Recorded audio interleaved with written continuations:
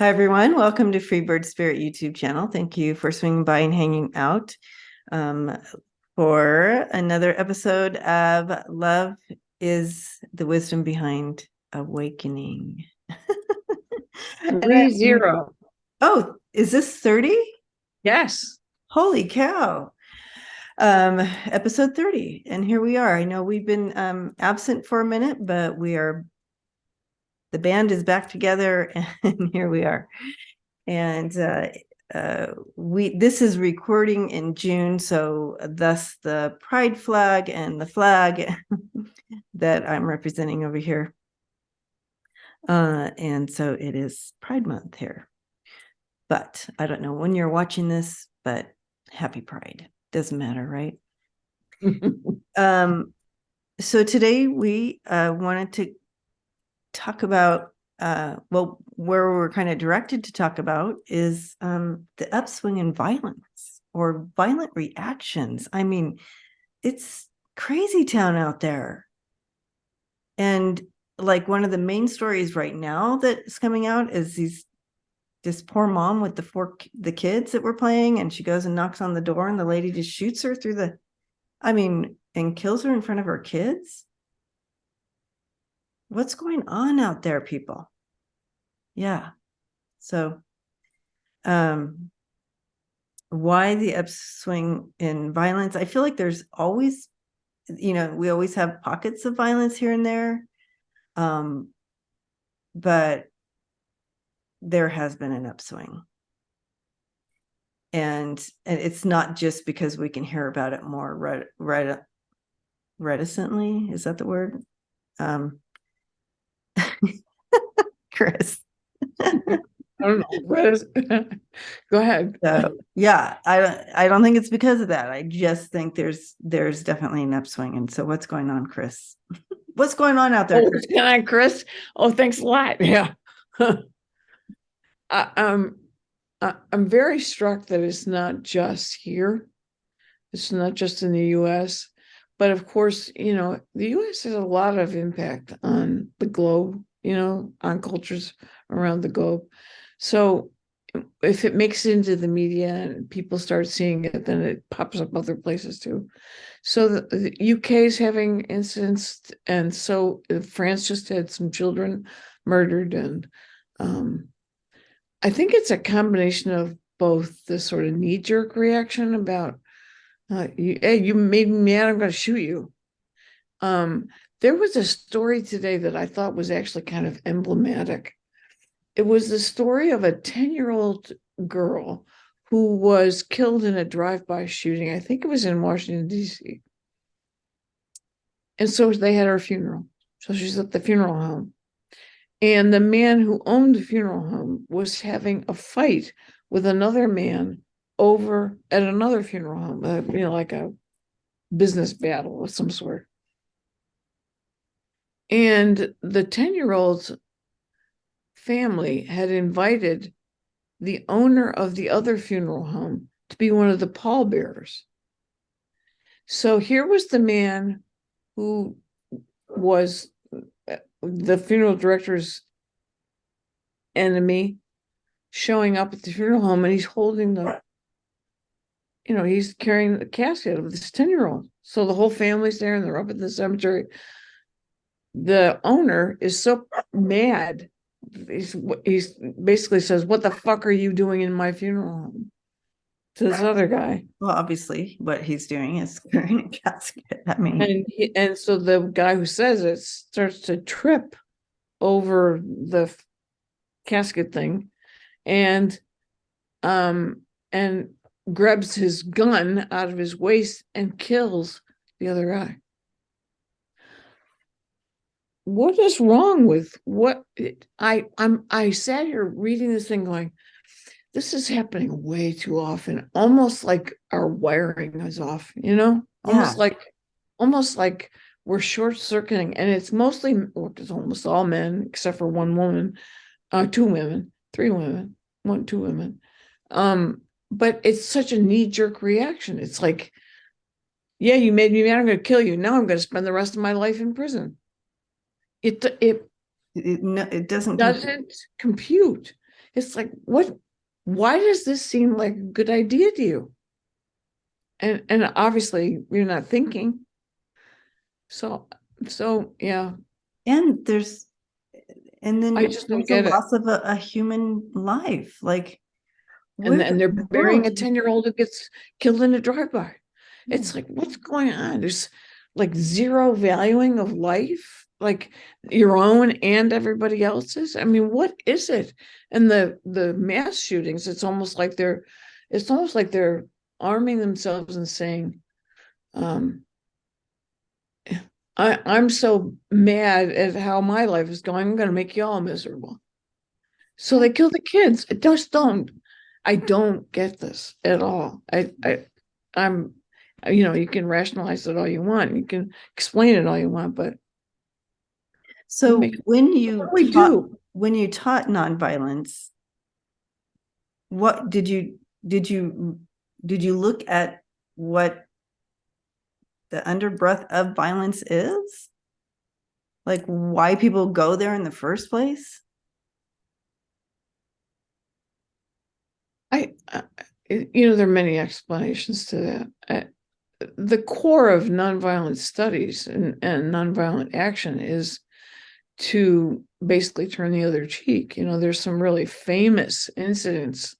Martin Luther King, the sort of, you're not allowed to sit at the soda shop on the stools, whites only, breaking those rules, but not violently. And then when they're treated in a really violent way, to just turn the other cheek.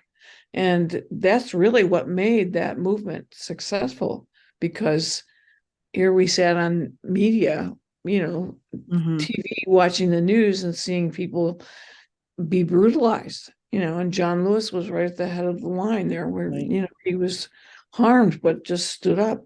There's a level of pride and integrity and respect that the people who were brutalized were commanding. And Gandhi, when he did it in India, he did it at the salt mines. And, I mean, Britain was, the English were dominant at that point, and they were doing horrible things, and they committed a massacre in one of the arenas, and they didn't retaliate. Instead, they held their heads up high, and so they commanded the respect of the rest of the world. And I think it's also what happened in South Africa. There are places where the being brutalized was so horrible that the people who were being brutalized sort of said, we're not going to do what you're doing. And so it was a strategy. And so it commanded respect, and it commanded, a lot of people reacted and did a lot of things to protest back, and so shut down South Africa, and the British left India, and we ended up with civil rights legislation. So, those movements were massive. There were huge costs, but the on a local level, on an individual level, Yes. like, the more famous one was Marshall Rosenberg founded the Center for Nonviolent Conflict, and he had a whole strategy for how to deal with conflict, basically to sort of do the 3 steps. There's 4 steps. I observe, I feel, I need, and I request. And he did it on individual levels, and he taught people how to do it on group levels, with in schools and in essentially gang zones and places like that. And it turned some groups around. You'd have to have people really intervening in a really big, what we really need is a really big anti-violence movement. And we haven't seen it yet. We haven't seen it. We've seen little pockets, but we haven't seen a big thing. What do you think? I'm thinking that I'm hearing from I don't know who these people are on the other side, but that it isn't easy. No. And there is a cost. Yeah. And from what I understand, and I feel like this is, I want to say Coretta. Oh, Chrys King. Coretta Scott. Okay. Coretta Scott King. That makes sense. And she is saying not it's like when you make the commitment to take a stand and with nonviolence and to turn the other cheek, so to speak, the cost is not that big because you've made that commitment, you understand it. The hardest time is when you're watching others suffer. Yes. And you turn the other cheek. So when you watch your children, or you watch your husband, or you watch your friends, or you watch these others, that's the cost. That's the hardest part, because the injustice of it, right? We are all about that injustice. She's, and making things equal and just. And when you see such an atrocity of injustice,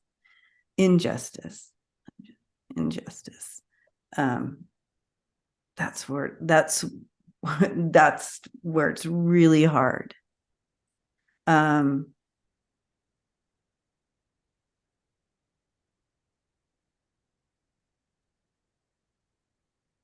Yeah, she keeps showing me watching the brutality and the injustices. And that was the point of cost. When you see others being brutally beaten and hurt, killed, and you walk out in peace to say, this is wrong. You know what I mean? That's the cost. That's where it hurt. She's saying, when you make the decision for yourself, that's easy. Yeah, right. But when you're watching it happen to others, that's where the cost is. Watching your husband die, that's a cost. But the outcome is change and peace, and rising above, answering disagreements in a better way, in a higher level way. It's okay to disagree. It's okay not to believe in the same thing. All these things are okay and good. It's supposed to be like that. The globe is painted with many colors, and it's supposed to be different. So not being on the same page in agreement, that's okay. There does not need to be violence to make you believe this or that. So what do we have to ask her while she's here? No.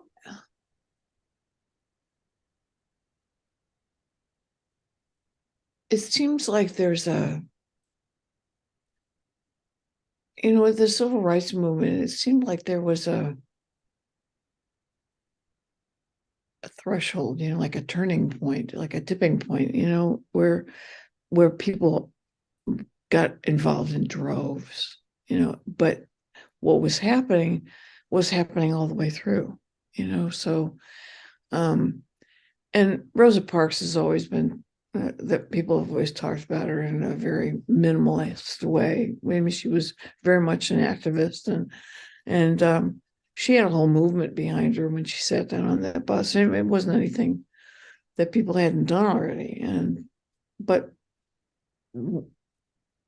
what kind of insights does she have about how to create tipping points and how to know when you have one, that sort of thing? Okay, that's a great question. All right, let's see.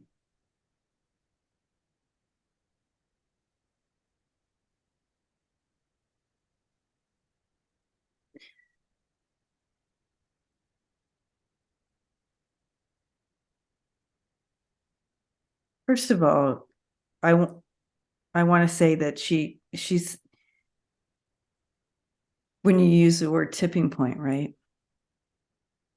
You know, we've all been at our own personal tipping points. And it's interesting that you use that word, because she's been at a tipping point herself, where she had to work through and understand that the anger that she felt and the rage that and the wanting to retaliate with violence, because that was right there and on the surface. But acknowledging that even if she held on to that rage, if she held on to that wanting to retaliate, that it would turn into poison. And so what she's saying is that, yes, that it's not that you don't feel rage when you're part of an injustice or you're seeing the injustices. You're going to feel the rage and you're going to want to retaliate. You may even make a fist. You may even do these, you know what I mean? But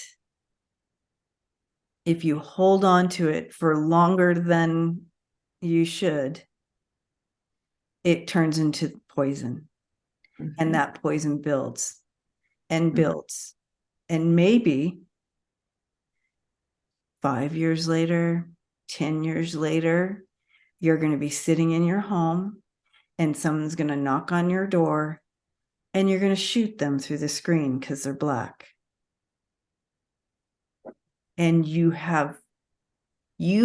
in your poison feel justified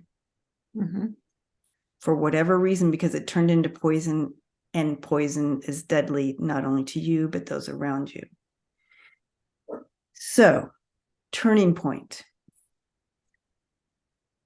When you feel injustice, when you see injustice and you feel that rage, that's okay. Use that rage. It gives you that gasoline to move forward in a more direct way. But don't let it turn into poison, because that poison is where it poisons everyone, and that's where violence comes in. Use that rage and turn the other cheek. Use that rage and respond. Don't react, right? So you're using the rage from the injustice and you're responding. You're responding by getting out there, speaking the truth, standing up in together, united, for against these injustices, against human rights. And I want to say here, basic human rights are being ripped from people, or have been ripped from people, or haven't even been given people. Still today, in your day, she says. So there's still work to be done. So use that rage and get to work. Use that rage to find strategies to raise awareness. Yeah. Yes. Yes.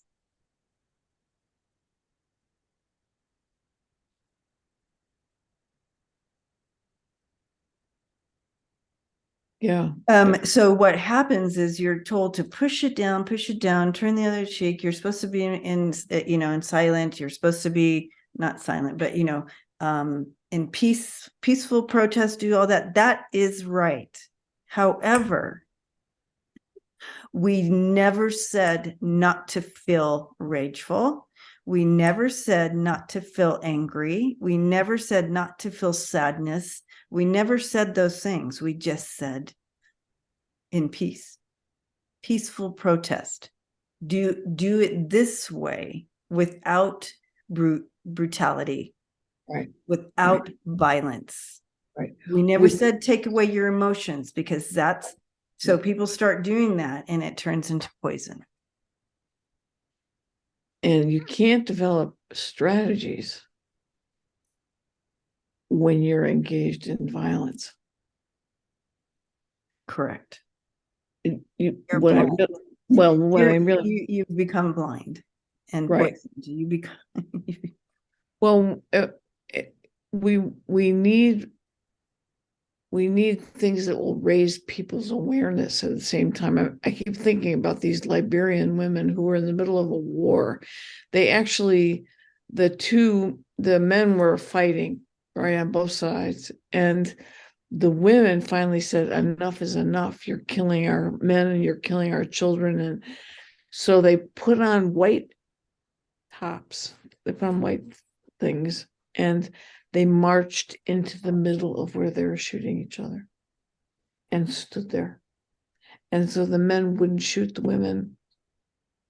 So they put their arms down. They kept trying to find strategies.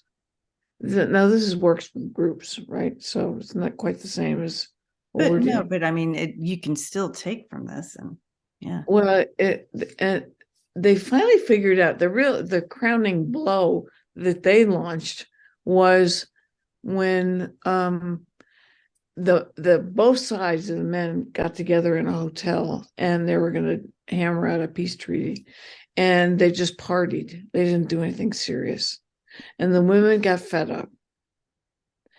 And the women knew that one of the cultural sacreds was no woman should bare her breasts.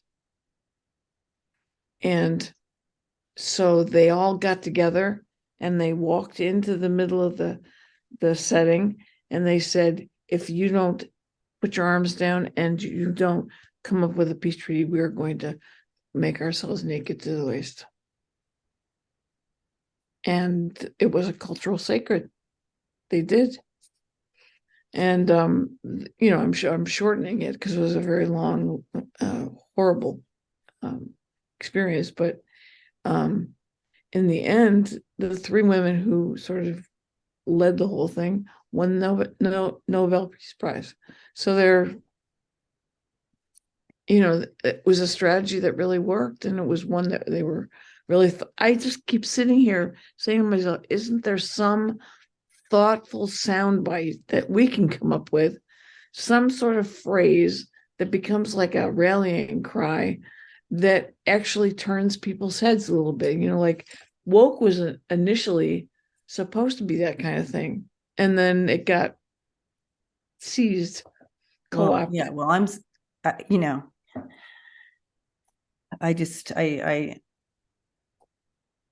I heard someone speak on that today, and I forget who she was. She was in like a Senate chamber type thing, and she was taking back the word woke. It's yeah. So all that to say, yeah, a soundbite that would be nice. What's the soundbite? Oof, I'm getting dizzy here. Okay.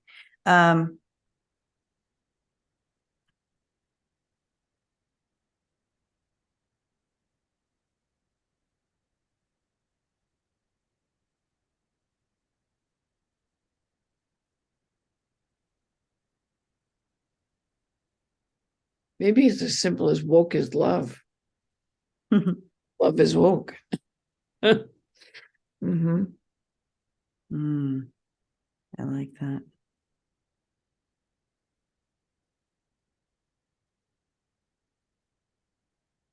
I'm hearing something here in regards to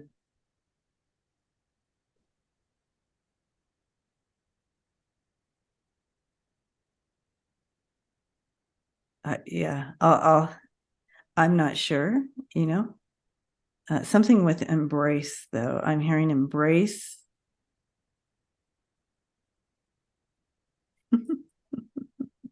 Embrace. But it just you would have to understand more about it, like so embrace rageful equality, but it wouldn't, rageful is not what it wouldn't be. Yeah, so embrace peaceful rage and something to do with that, like combining the I hear you. Yeah.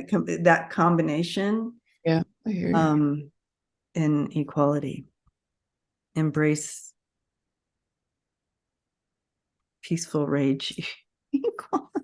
I don't know, something in regards to that. It makes me want to go look at all the old social movement materials and see what they were using. Yeah. Or some of it, but I Ooh, don't yeah, remember. yeah. There must be something. Yeah. Sisterhood is powerful, and Well, obviously, I mean, it seems like the women, they're the ones that saved that whole area. Well, this is the backlash, and it really isn't a backlash. It really is an effort to try and seize, sort of crush the movement toward liberal enlightenment, the original liberal enlightenment, the philosophical tradition that is the foundation of the Constitution, is really to try and destroy it. And they know they're in the minority. They're trying to create a majority. They know they were in the minority, so trying to create a majority is what the sound bites are all about. They're going to keep the drumbeat going, trying to get you to participate in this soundbite and believe it. And of course, all right, family, we have we have a task for you. Let's see some sound bites. Let's create some sound bites. Yep.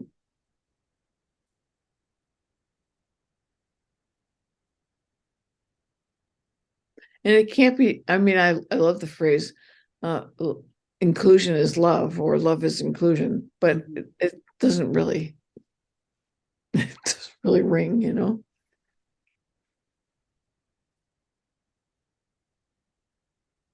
I just kept thinking to myself when I was thinking about this morning, that they just don't know what love is. That love is really not any of these things. These things are not loving movements. And for all I was reading today all the times you talked about boxes. Oh my God. When you read them all together, it was like, we got to do a whole show on boxes. That's that's really it. It's really, the box that they're in right now is a box. Yeah. And it's a box. Yeah. And it's got rules, and it's got safety, and it's got comfort. It's got, I'm quoting you now.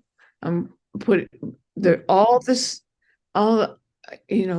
the ways in which boxes are part of the culture, that I'm going to go over here and I'm going to believe in this box.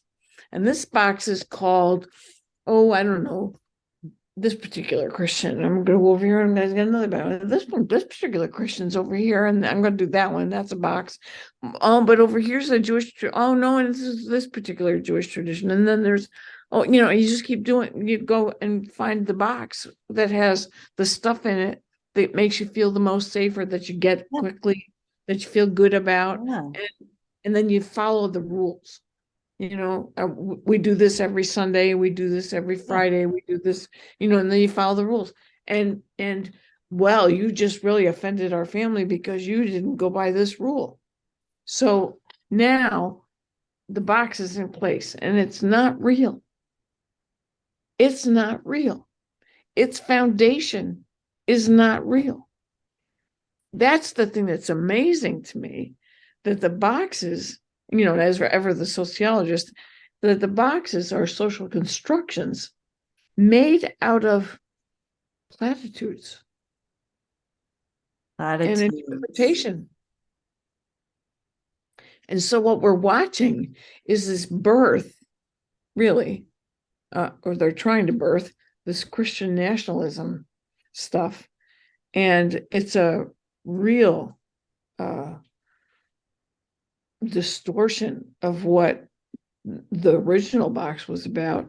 And it's a real distortion about patriotism, whatever that is. Yeah. And, so it's all this stuff mixed up. So these boxes are dictating. And we're following. Why do we follow them? And you said it in one of the earlier YouTubes, was about safety. Yeah, I'm okay if I follow the rules. See, I'm following the rules. I'm okay. I'm good. I wasn't feeling real good earlier, but I'm feeling really good now. Because I'm following the rules. Yeah.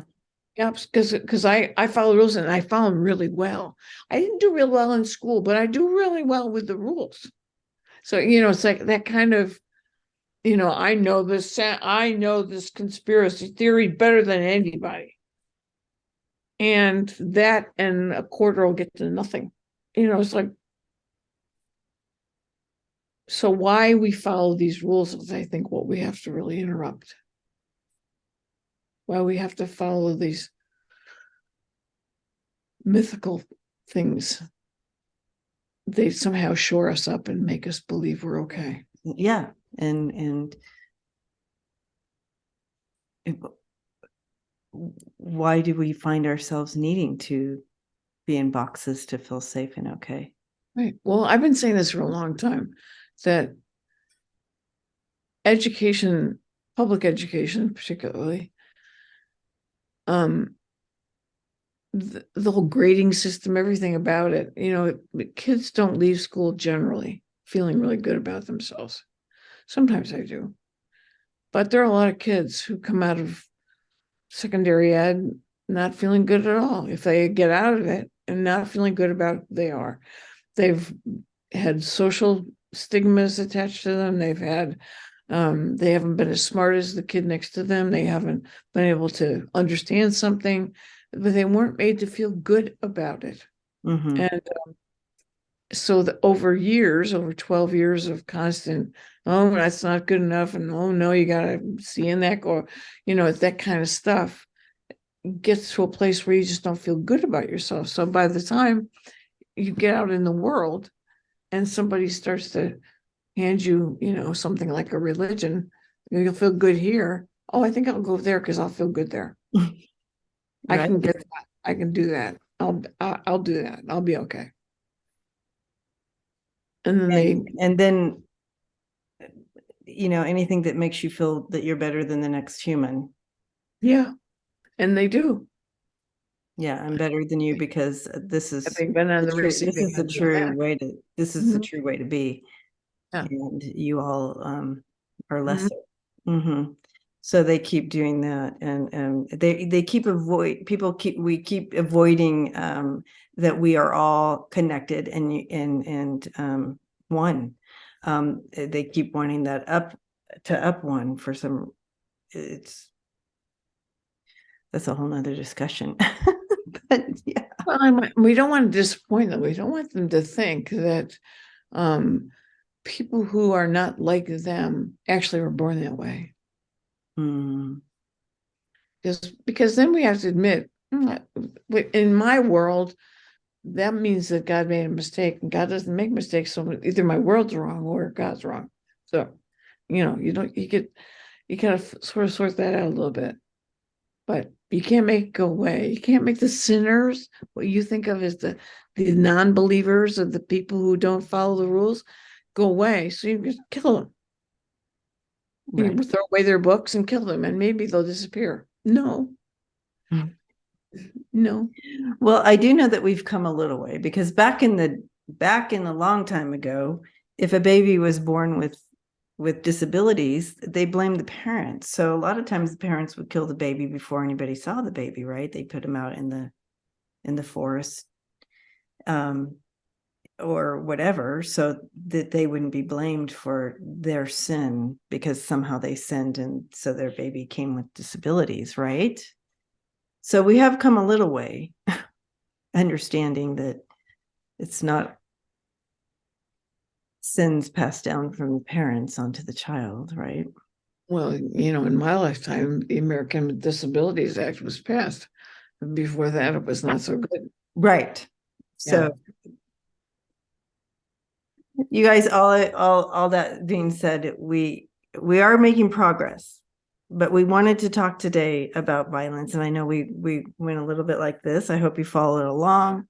I can't wait to hear some sound bites from you all. And We want some phrases. We want some creativity. yes, we need that. And choosing nonviolence and putting that out, you guys, putting that energy out to the globe. We can do that.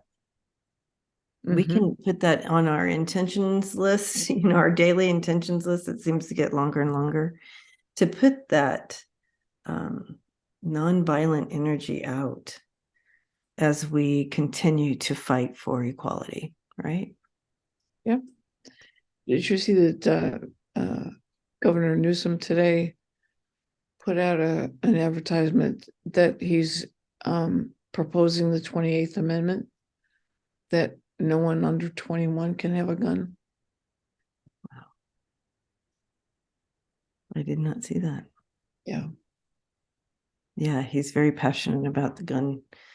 Well, yeah. And we need him. We need him to be. So yeah. Yay to that. Well, thanks guys for hanging out with us today.